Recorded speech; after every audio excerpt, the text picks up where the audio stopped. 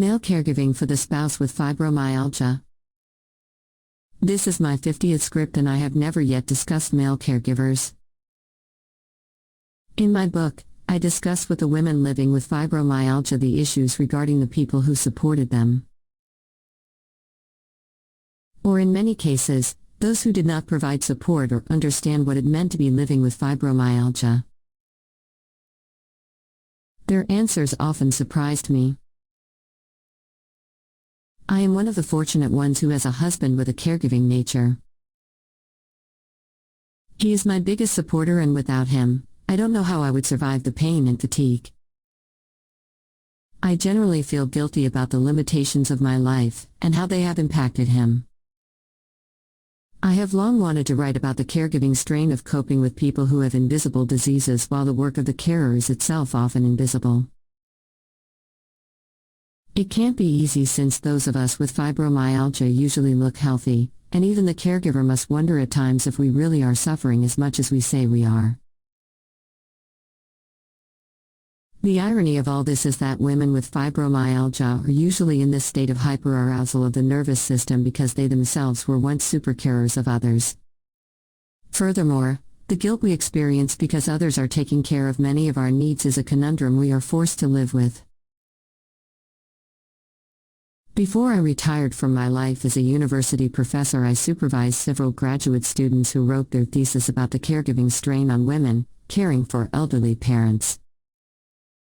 I knew all the symptoms: exhaustion, lack of support, resentment, guilt, limited time for oneself, and so on.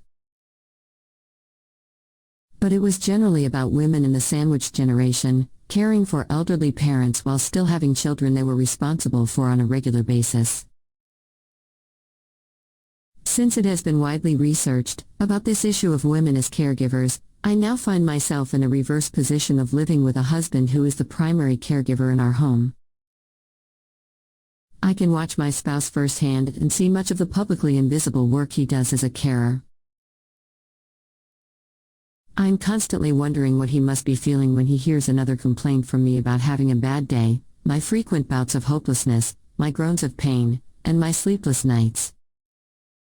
The guilt I feel when I can't go hiking with him, paddle a canoe, or have travel insecurities and worries is the guilt I can't control, as it is based upon loss of control.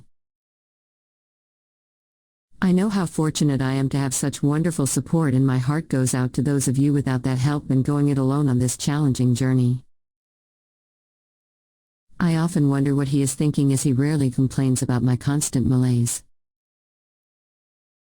Many caregivers suffer in silence and worry privately about the fate of their loved ones. Recently I discovered a site in the UK for males who are taking care of their wives/partners with fibromyalgia. One such person is Maurice. His website is of particular interest to me. I have asked him if he would be so kind as to allow me to interview him regarding his own role in the home since his wife has fibromyalgia, and as well to speak of the issues that are of most concern for him and other men in his support group. He has kindly agreed to do this, and his wife Mary has agreed to allow him to share his feelings with us. Thank you, Maurice and Mary. Maurice, what specifically inspired you and Mary to begin a support group for spouses of women with fibromyalgia? Please respond in the comments section of this video. Kindly subscribe to our YouTube channel.